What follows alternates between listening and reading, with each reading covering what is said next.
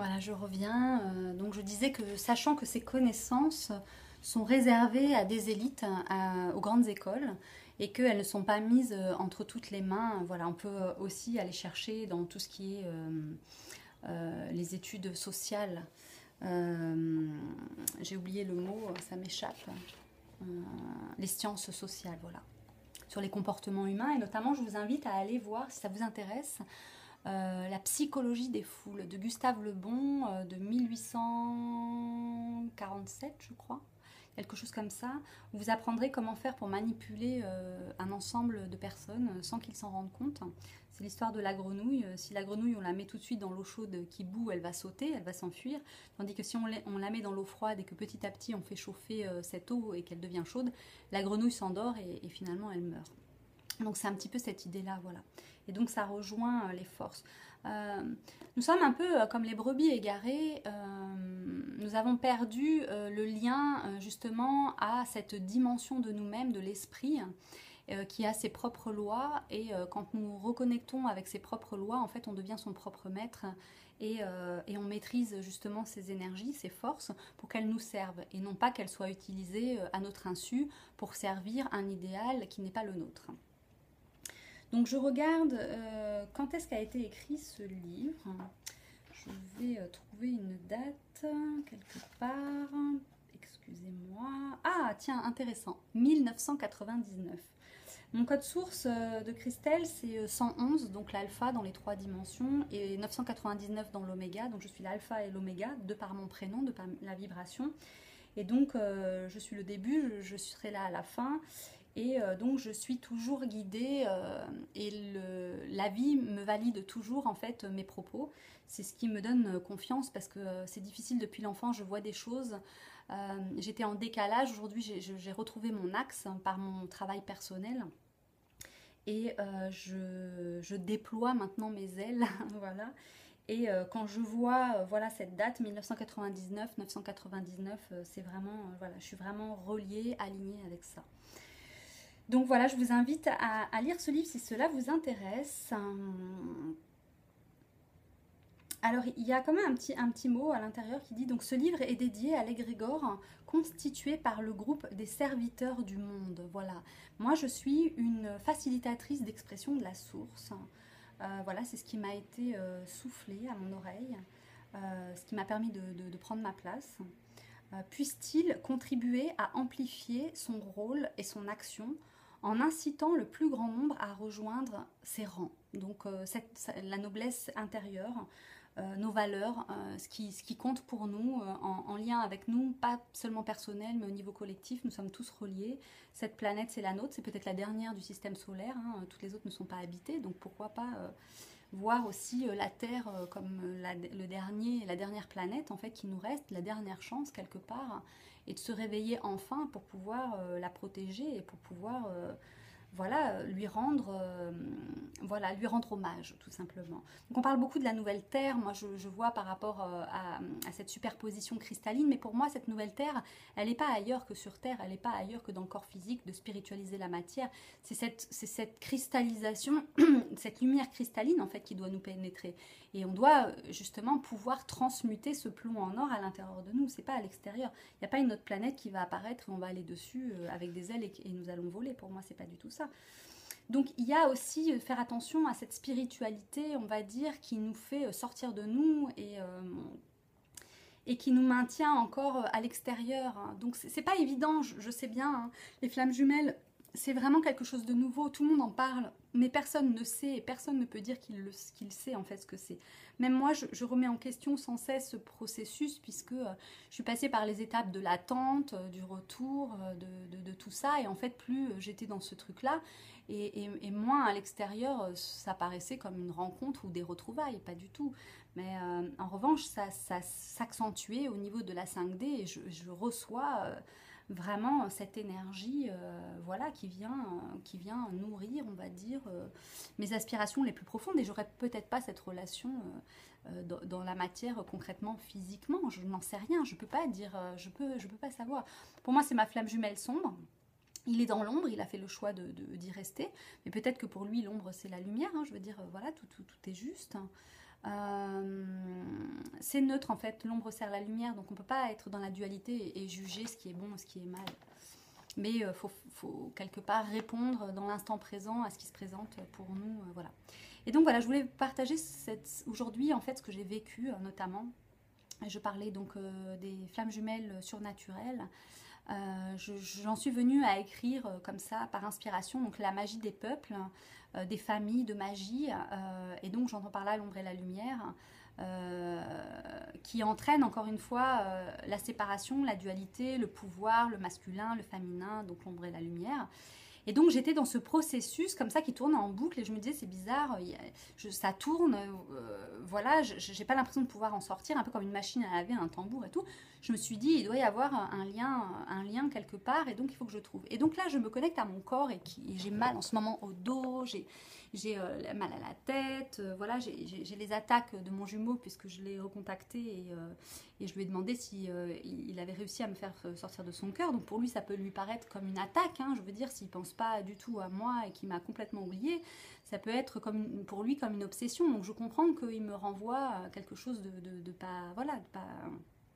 Mais en même temps, quand ça me renvoie ça, ça me donne des informations qui me font prendre conscience que voilà, il y a des programmes et des schémas encore d'autoflagellation intérieure puisque ça me revient, donc je vais le prendre aussi pour ma part et donc je vais faire un travail dessus. Et donc là, je connecte avec mon corps et je le laisse. Alors j'ai l'habitude du yoga spontané, c'est-à-dire que quand j'atteins un niveau vibratoire suffisant, mon corps s'auto-guérit en lâchant prise, ce que j'appelle le mouvement automatique. Ça s'apprend, hein. Je propose aussi des ateliers pour apprendre tout ça, mais j'en parlerai à un autre moment. Vous pouvez me contacter sur instant.reiki@gmail.com si vous voulez des informations.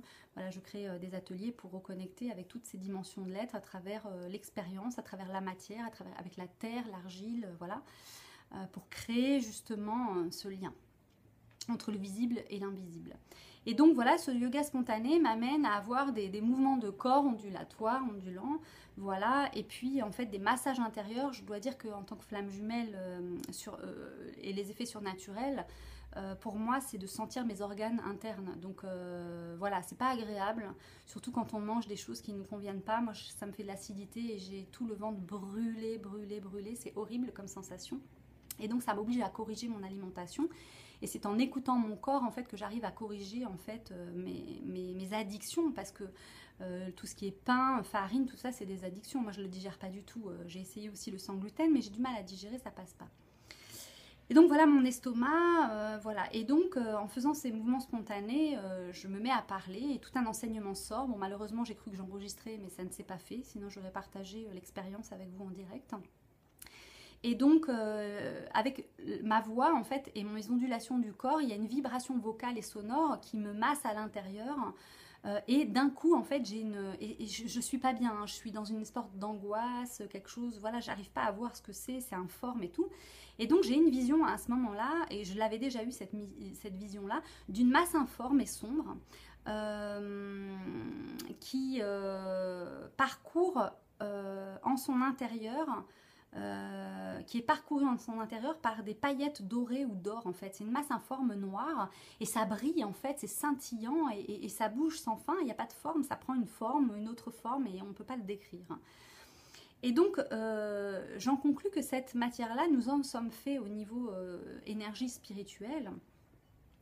Et moi j'appelle ça aussi cette poussière d'étoiles, donc nos origines aussi galactiques. Et puis après j'ai quelque chose qui est venu avec combien de force, la gravité, la force faible, voilà, toutes ces choses-là, puisque je suis aussi scientifique, hein, j'ai mon bac scientifique avec mention, donc j'ai pris biologie, chimie et physique, donc voilà, j'ai des bases, donc je ne parle pas de n'importe quoi, hein. Même si pour certains dans mes vidéos qui sont décousues ça peut paraître un petit peu comme ça chaotique, mais je sais de quoi je parle et je suis bien alignée avec ça. À ce moment-là, en fait, donc c'est la deuxième ou la troisième fois que je vois cette masse informe. Donc elle est en moi, je suis elle, voilà, c'est comme ça. Une fois elle m'a recouverte, elle m'a dépouillée de tout ce qui était faux. Et puis cette fois, en fait, elle est apparue de l'intérieur, à l'intérieur de moi. Et là, j'ai vu en fait de mes doigts sortir des flamèches. C'était des flamèches. Ah, encore la batterie. À chaque fois, ça me joue des tours. Alors, si j'arrive, voilà. Pardonnez-moi. donc de mes doigts sortaient des flamèches, c'était comme un feu cristallin, voilà. Et là, je me suis vue de dos, comme un hologramme. Je me suis vue de dos et j'ai vu en fait dans mon dos voilà, mon corps était sombre, hein, voilà. Et ces flamèches en fait sortaient de mes doigts et pénétraient à l'intérieur en fait de mon corps. Et j'avais des mouvements comme ça en fait. Et je voyais donc au centre une colonne de lumière, enfin un peu zigzagant, donc j'imagine la Kundalini qui était dorée. Elle était un petit peu comme voilée. Et en fait mes doigts avec les flamèches en fait travaillaient sur Ida et Pingala de chaque côté que je voyais bleu. Alors voilà, je les ai vus bleus moi. Et donc c'était certainement donc les aspects féminins des deux côtés dans le yin et le yang en fait. Et là je travaillais sur le féminin. Et donc j'amenais ces flamèches faire un nettoyage. Et au bout d'un moment en fait j'ai vu mon jumeau se superposer comme s'il avait besoin de ce soin-là et comme s'il s'invitait à moi. Donc j'aurais pu le jeter, hein, j'aurais pu faire voilà. Mais encore une fois, je suis dans le non-jugement, dans l'accueil et voilà. Et c'est une autre partie de moi voilà, que j'accueille aussi tel qu'il est. Et donc voilà, et puis au bout d'un moment j'ai vu quelque chose, en fait une masse sortir comme un espèce de petit malin, je dirais malin pour pas dire un peu diabolique, mais j'ai vu ce malin en fait sortir et j'ai vu en fait d'un seul coup une Lilith de flammes noires apparaître avec ses cornes, voilà, et au bout des mouvements en fait des flamèches rouges et jaunes comme ça. Et à ce moment-là, je me suis dit, je vais en profiter pour envoyer en fait cette entité, je vais la faire rentrer chez elle, puisque moi je demande toujours que chaque chose retrouve sa place, sa juste place. Et du coup, cette Lilith m'a permis en fait d'ouvrir cette porte, de devenir cette porte en conscience avec elle, puisque l'ombre sert la lumière, et on a fait passer cette entité de l'autre côté. Voilà. Et donc, j'ai pris conscience à la suite de ça, déjà des capacités, à partir du moment où on n'a plus peur en fait de l'ombre, elle ne peut plus nous affecter et elle vient à notre service, voilà. Et nous ne sommes plus affectés par elle et ni esclaves d'elle, voilà. Donc nous devenons créateurs et donc chaque chose retrouve sa place. C'est que ça a sa place aussi pour nettoyer, purifier, on va dire, l'ambulance qui passe, pour nettoyer et purifier de nous en fait le passé, les égrégores, tout ce qui nous constitue à l'intérieur et qui est venu dans un espace prendre une place qui n'est pas la sienne. Donc déjà, elle est prisonnière elle-même de cet espace-là parce qu'elle est obligée de se nourrir si elle ne veut pas mourir. Et donc, personne ne s'intéresse à elle et donc, du coup, elle est cachée puisqu'on ne parle pas de ces sujets-là. Et moi, je parle d'elle et je fais justement sortir cette vérité-là parce que c'est important aujourd'hui qu'on libère tout ça et que chaque chose retrouve sa place, sa juste place, pour le plus grand bien de tous. Donc voilà, alors j'ai fait sortir donc cette espèce de petit malin de l'estomac, parce que c'est lié à la nourriture, mais toutes sortes de nourriture. Donc la colonne vertébrale, que je vois donc lumineuse, et de chaque côté les canaux Ida et Pingala, donc bleus. Et là je dessine des mouvements, et après, au bout d'un moment, en fait, j'ai des flammes carrément qui sortent en fait de mes doigts, et j'écarte en fait de la colonne vertébrale, en fait, toutes ces énergies.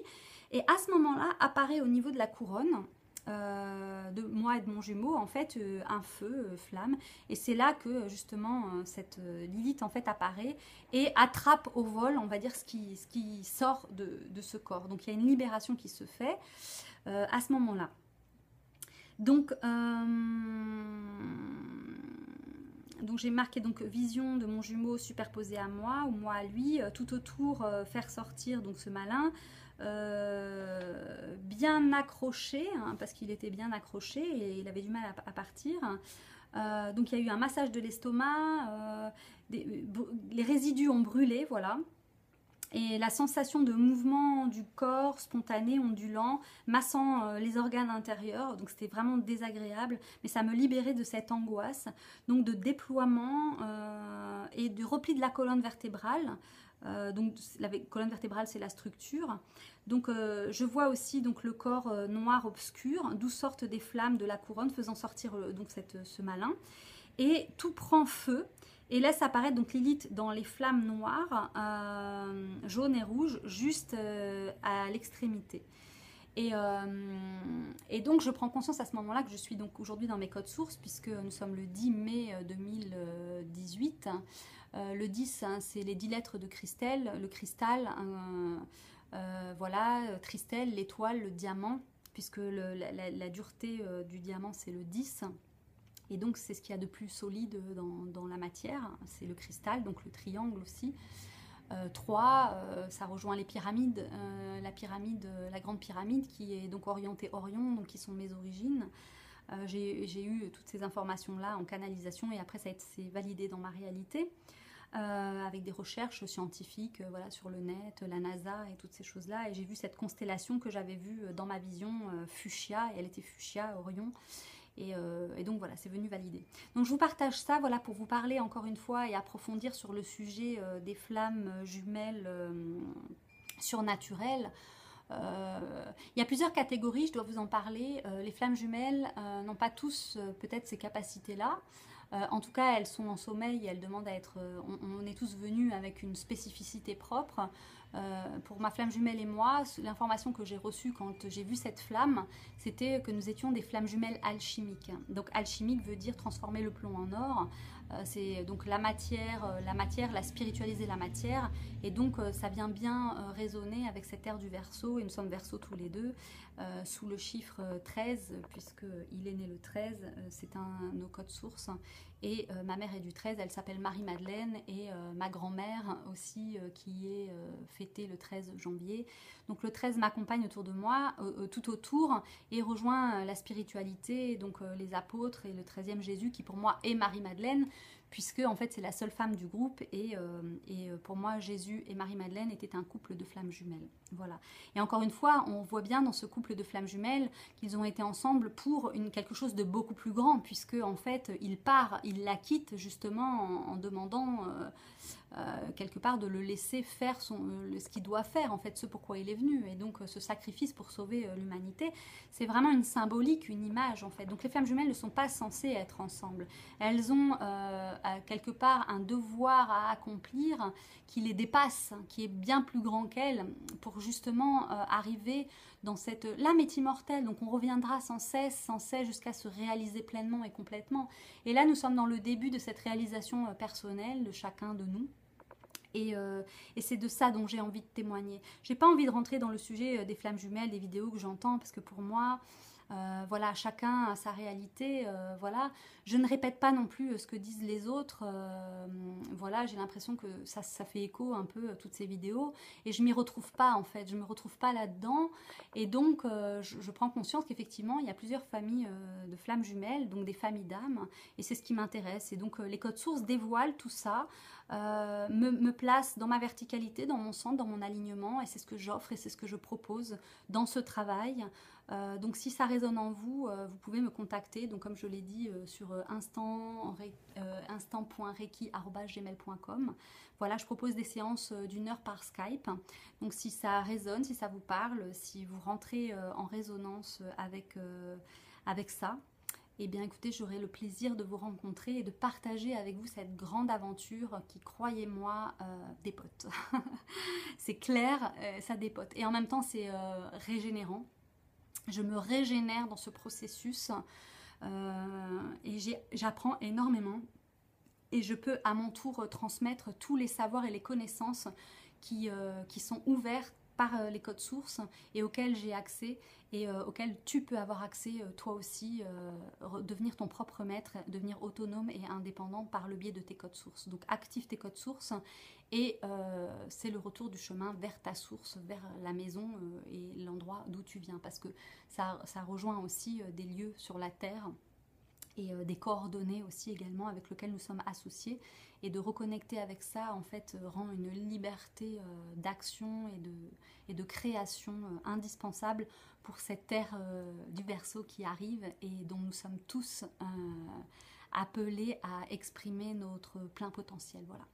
Donc je nous souhaite à tous le meilleur. N'hésitez pas à liker, voilà, à vous abonner à ma chaîne si vous voulez suivre cette aventure. Réenchanter le monde, faire de la Terre un paradis. Peut-être que si tous nos rêves ensemble s'unissent, cet égrégore, nous pourrons voilà, réaliser nos espoirs et continuer de croire tout en étant dans l'instant présent, c'est-à-dire ne plus être projeté dans le futur et en arrière dans le passé, mais traiter l'information dans l'instant présent, justement, puisque si on neutralise le passé, les possibilités futures se changent. Et donc c'est dans l'instant présent que nous manifestons cette nouvelle réalité. Voilà. Et j'engage chacun, chacune dans cette expérience grandiose. Parce que c'est vraiment ça le mot. Voilà. Donc je vous dis à très bientôt pour une prochaine vidéo. Et en attendant, je nous souhaite le meilleur à chacun, à tous, ensemble, unis par le cœur. À bientôt.